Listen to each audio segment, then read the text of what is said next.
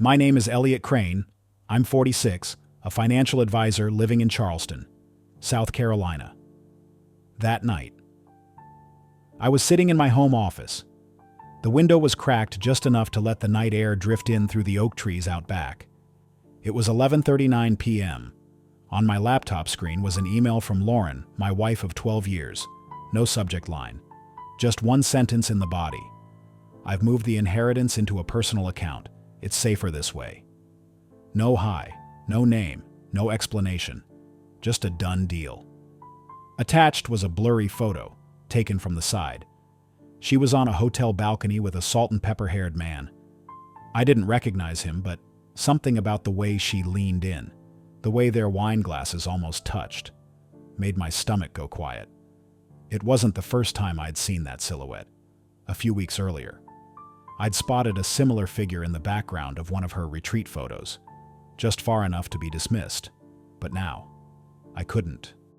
The Appalachian sunset behind them was burning orange, but it was her smile that unsettled me most. Not because it was unfamiliar, but because I realized I hadn't seen that version of her in years.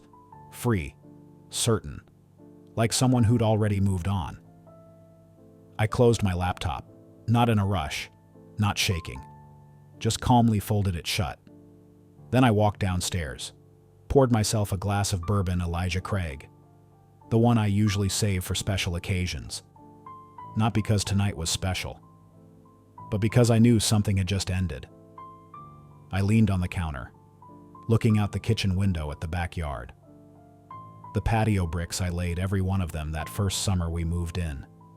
In the corner. The jasmine trellis Lauren planted was still there, though no one had tended to it in a while. The house was quiet, not the kind of lonely quiet, more like the final kind of peace. I checked my phone. No messages, no missed calls, not even a, "Did you see my email?" Nothing. Just silence, like she was already gone for good. I opened the laptop again, read the email once more. No wave of emotion, no heartbreak, no anger, just a confirmation of something I'd sensed for a long time. I typed out 6 words in reply. "Thanks for the update.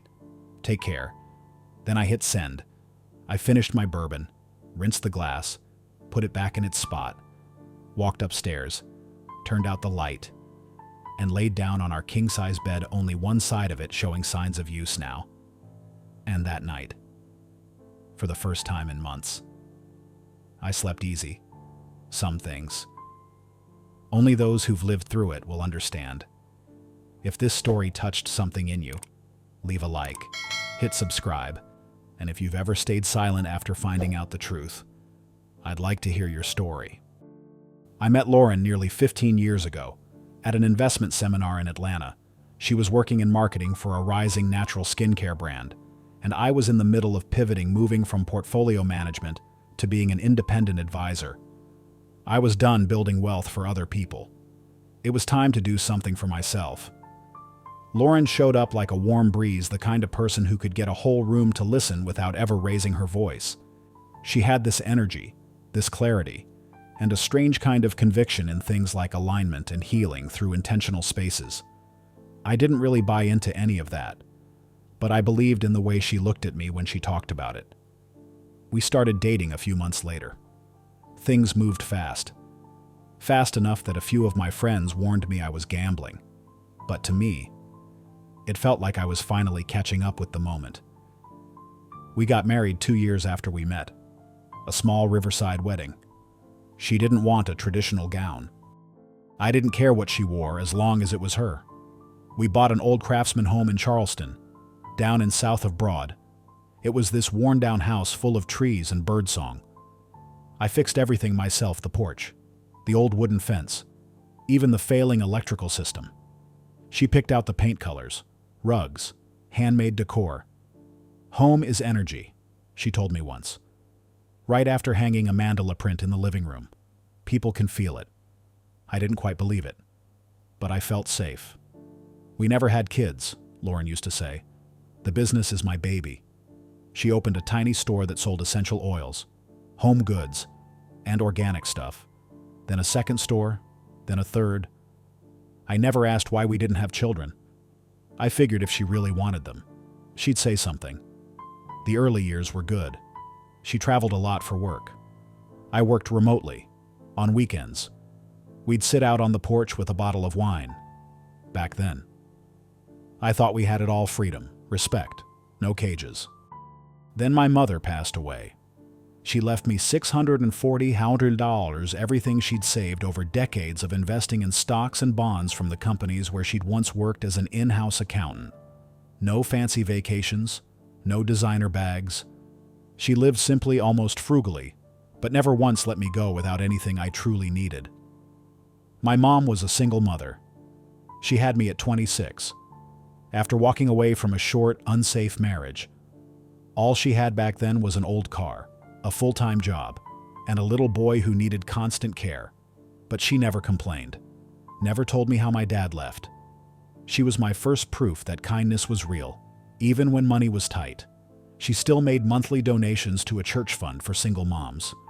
I saw her pack up grocery bags for women who'd just gotten divorced or lost their jobs. In her will. She didn't leave a long message, just one line. So short that I could barely read it out loud without choking up: help people who get left behind. Not everyone has someone. I read it over and over, and I knew, even if she was gone, I still had a promise to keep. Lauren came to the funeral, sat quietly, didn't cry, didn't say much. She was never good with heavy emotions, and I didn't hold that against her.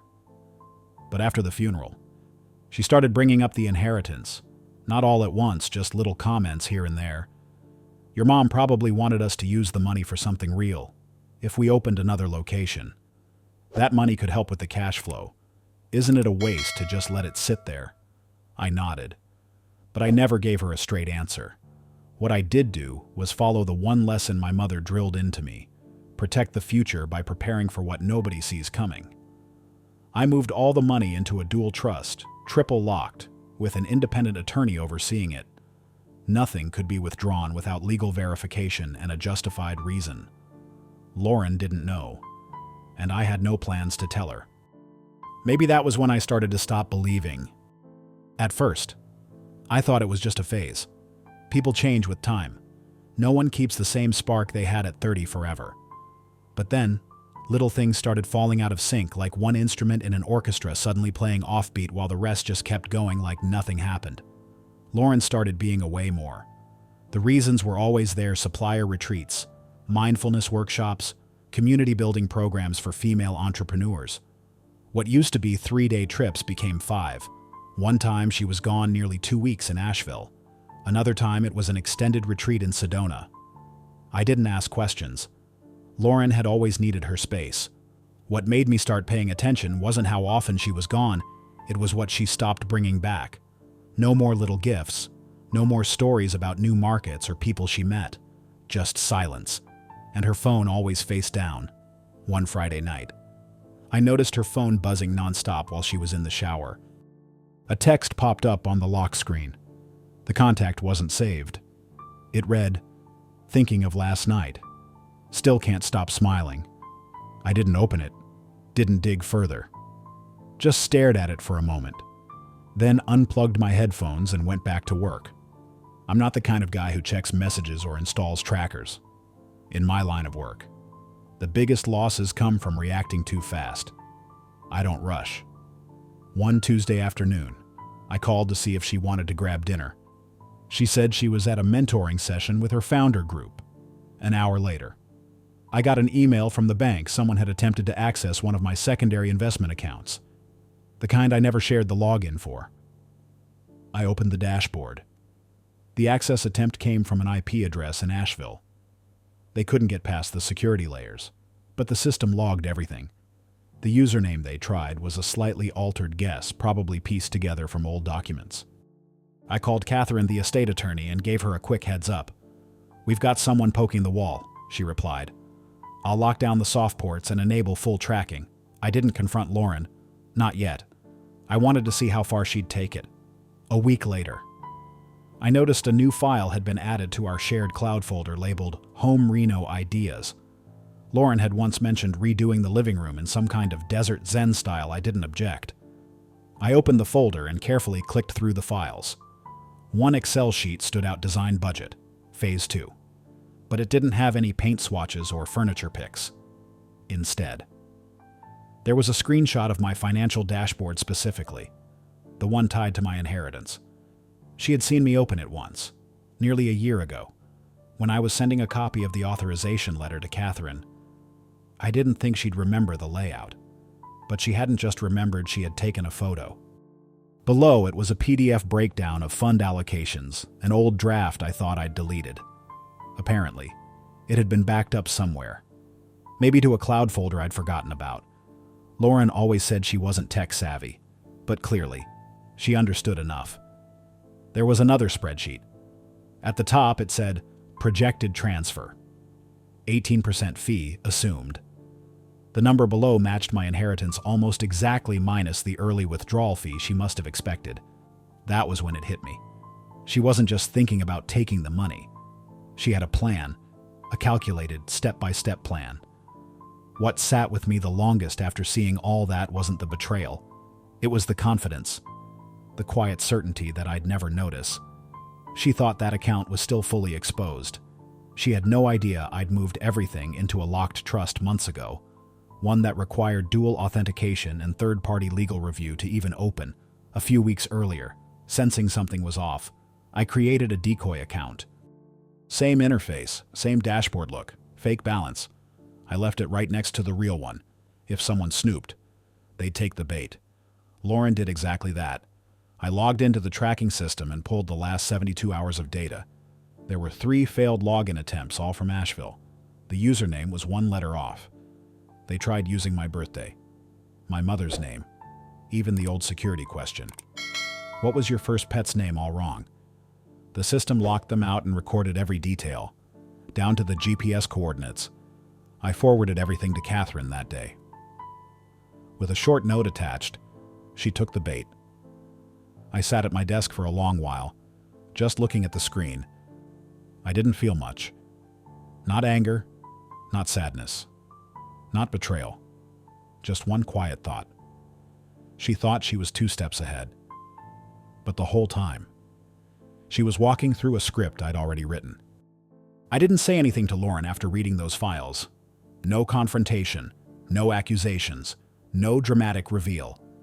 I just sat there for a while, staring at the folder title, Design Budget, Phase 2, and wondered, did she really think I hadn't looked inside that folder in 2 years? Or did she just not care anymore? Either way, it didn't matter. What mattered was this: she'd gone far enough to stop hiding. The next morning, I called Catherine Boyd. We met at her office, a red brick house tucked away in a quiet neighborhood near the old law school. Catherine had been my mother's financial advisor before she passed. Now she was the only other person who knew the real structure behind the trust. I told her everything, no fluff, no blame. Just the facts, the timeline, the files Lauren had left behind, the IP logs from Asheville, and the email Lauren had sent a few nights earlier. Catherine listened without interrupting. No surprise in her expression, just focus. When I finished, she gave a single nod and said, "The trust is intact, but if she thinks she already got something, we need to know what it was." I nodded. I'd had a hunch, and I'd prepared for that too. I opened my laptop and logged into the tracking system I'd set up a year ago. Every joint account, checking, savings, emergency funds, even the secondary credit cards, had monitoring triggers in place.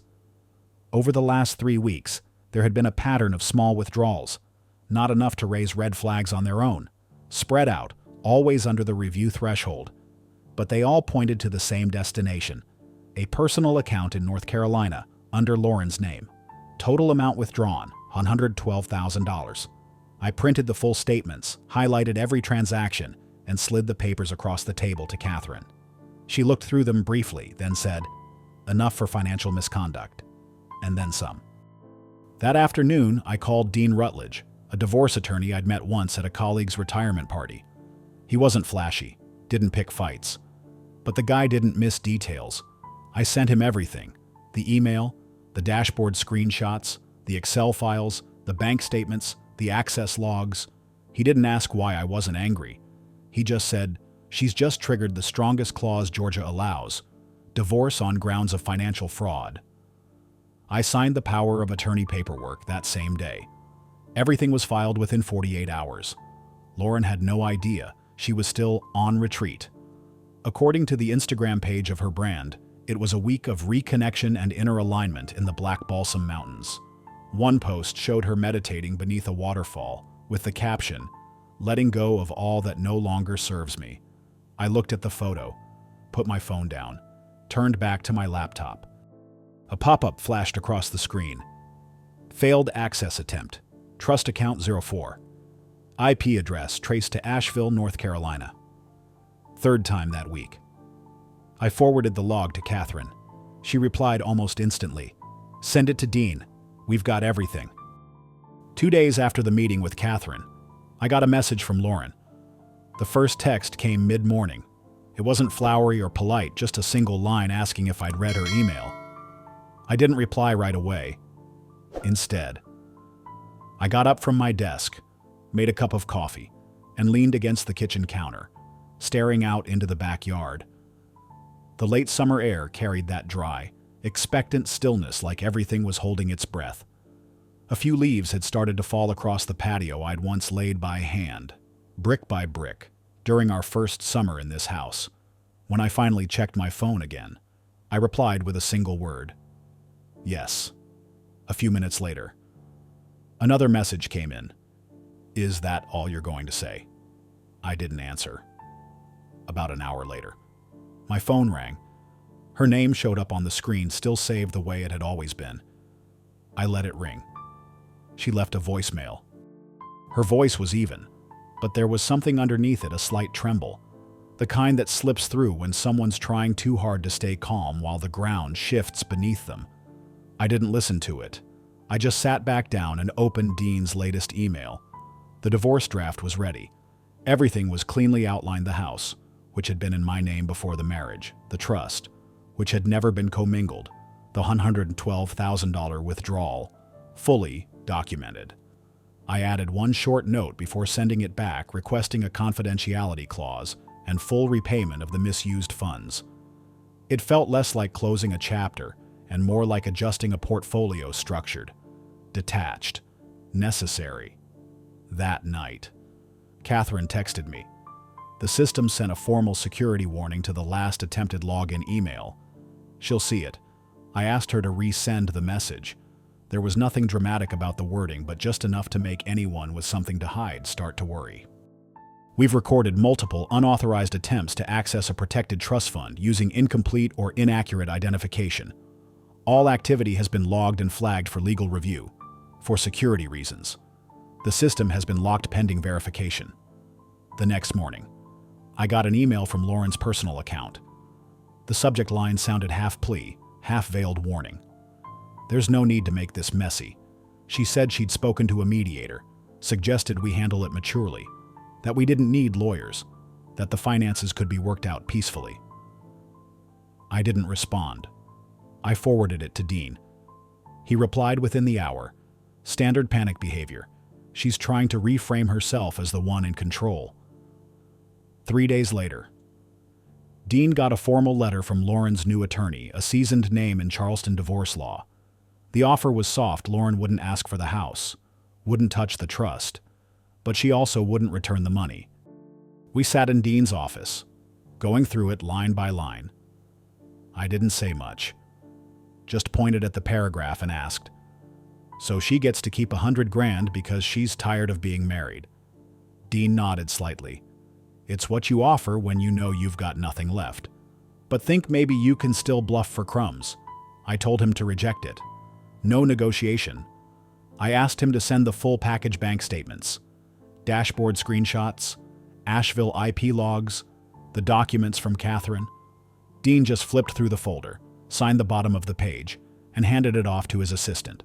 That evening, I went for a walk through the old district, same streets where Lauren and I had dinner our first week in Charleston. Nothing had changed.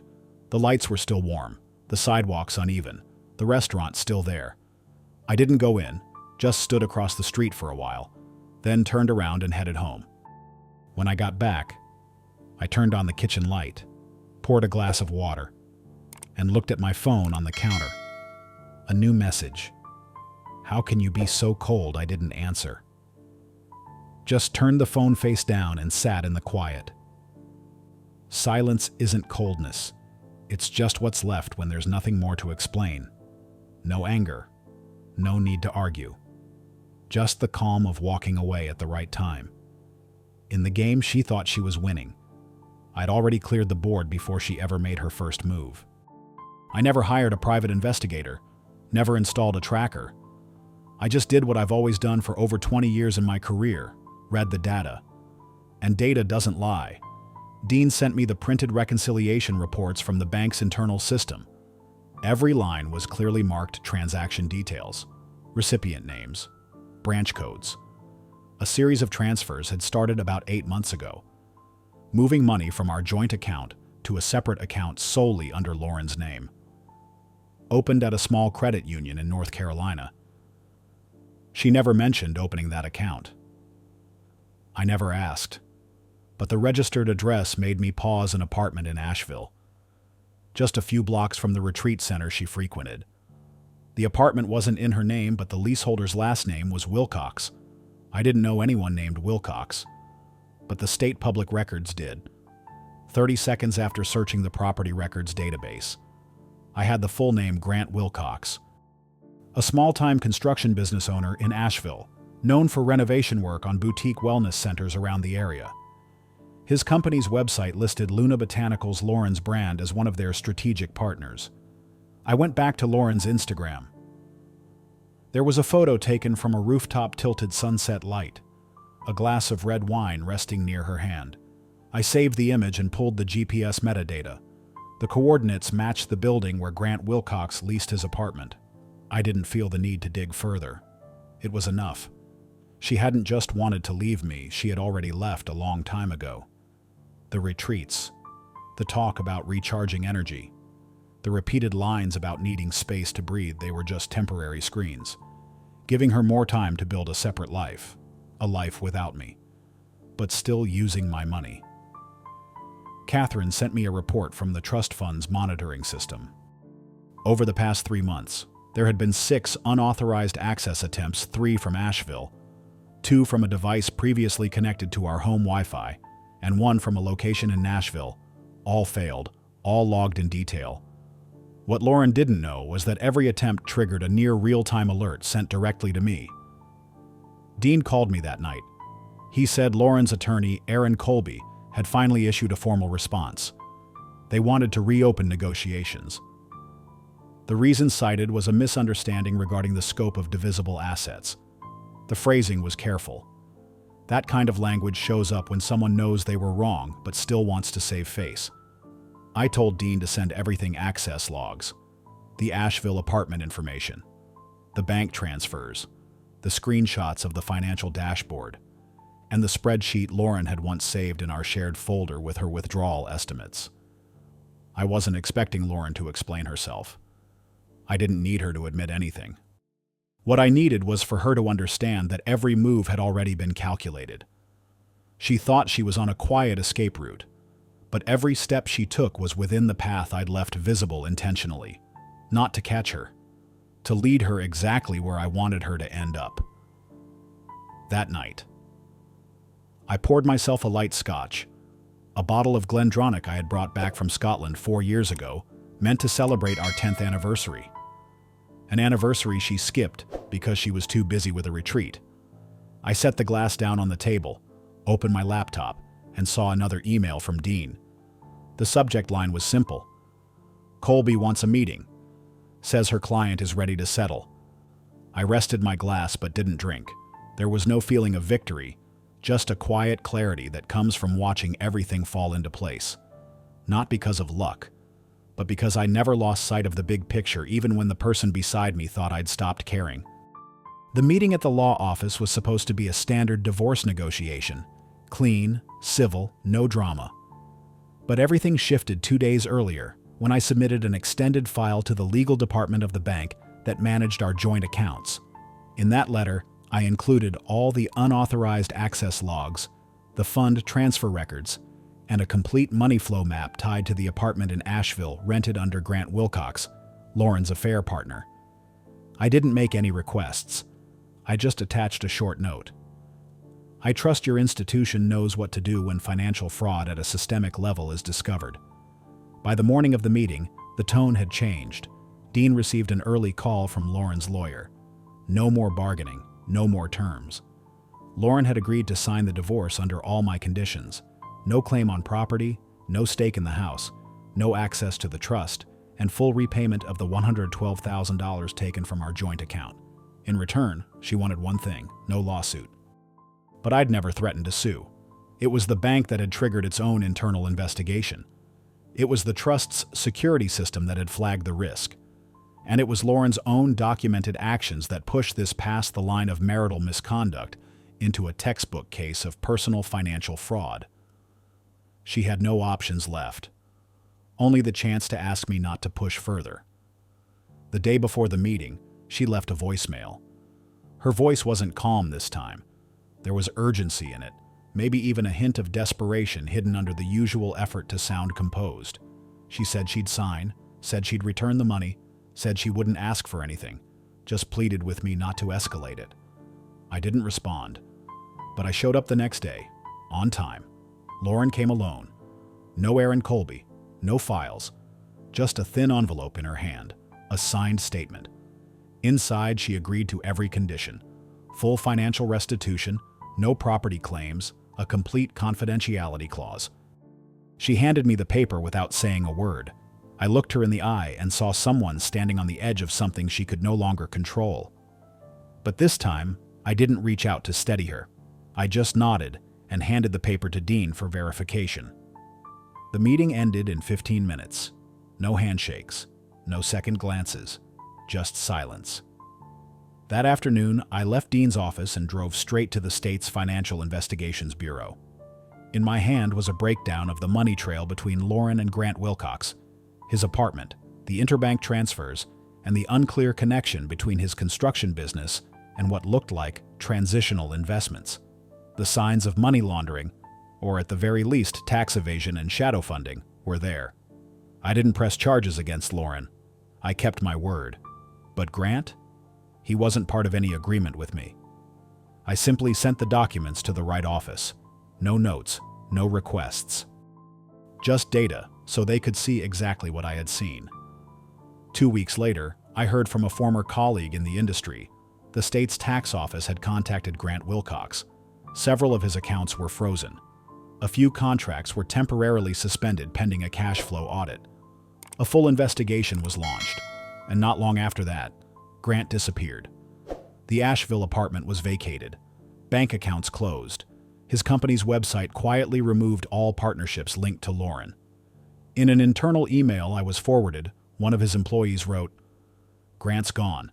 No idea where. No instructions left." Lauren was left behind. No home, no partner, no money. Just a signed divorce agreement and a 30-day window to repay the amount she'd taken or face civil charges. I didn't feel triumphant, or sad, or satisfied. But as I sat alone in the house we once chose every tile and fixture for, I felt something I hadn't experienced in a long time. Quiet, real quiet. No final words. No final. No need for a closing statement. Things collapse the way they're built. And sometimes justice doesn't need a gavel. It just needs the right data, in front of the right people, at the right time. 3 months after the final meeting, I listed the house for sale. Not because I couldn't bear to stay, but because it had stopped feeling like home long before that. Every brick on the front porch, every stair railing, every window frame Lauren once picked, they all echoed a version of life that no longer existed. The real estate agent was an older woman with sharp, observant eyes. She didn't ask why I was selling. She just said, "This is the kind of house that needs someone who can honor the past without drowning in it." I nodded. She understood more than enough. I moved into a smaller loft closer to downtown Charleston. I could walk to my office. No one there knew I once lived in a house with a wide porch and jasmine vines curling along the back fence. I bought less this time. Just the essentials. No wall art, no scented candles, nothing chosen to fill a void. And I kept the promise I made to my mother. I reached out to Catherine Boyd and told her I wanted to redirect a portion of the inheritance, not just for investments or future gains, but for something that might matter more. We worked together to set up a small scholarship fund. It would support students studying finance and fund management, specifically those who'd lost a parent or a primary caregiver. The fund carries my mother's name. There's no portrait, no speeches, no gold plaque on a wall, just a simple email sent to schools across the region. If you've lost your foundation, but you still want to help others protect what they have, we want to help you do it right. The first recipient was a freshman from Columbia, South Carolina. She lost her father young. Worked 2 jobs to stay in school. Her essay was barely 2 paragraphs long. One line stuck with me. I believe finance isn't about getting rich. It's about keeping safe what deserves to be safe. I didn't reply to her thank you letter, but I printed it, folded it, and kept it in my wallet. One early winter afternoon, when the wind started carrying that sharp ocean cold, I received a plain envelope, no return address. Inside was a check, $112,000, and one handwritten line. Returning it, not because I got caught, because there's nothing left worth holding on to. No signature, but I knew the handwriting. I didn't keep the note. But the money? I deposited the full amount into the fund the next morning. None of it stayed with me. It didn't need to. I don't think about Lauren much anymore. Not because I've forgotten, but because there's nothing left to unravel. She chose her path. I wasn't the guide, and I'm no longer the one left behind. I'm just a man who walked all the way to his own edge and stopped. That night, I took a walk down to the harbor. It's the place where my mom and I used to eat sandwiches in the car when I was in college, and she'd get off her shift early just to see me. I don't remember all the stories she used to tell, but I remember one thing she said as we looked out over the water. People think being steady means never changing, but really, it's knowing when to tear something down so you can build again. I sat there for a long time, didn't check my phone, didn't think about tomorrow's schedule. I just sat, like I'd finally remembered how to breathe again. Not for anyone, not against anyone. Just breathe and keep living in a space I chose for myself. Not every betrayal needs revenge. Some endings are quiet, but still fair. If you connected with the way I chose to move forward, leave a comment. You never know. Someone else out there might need to read it too.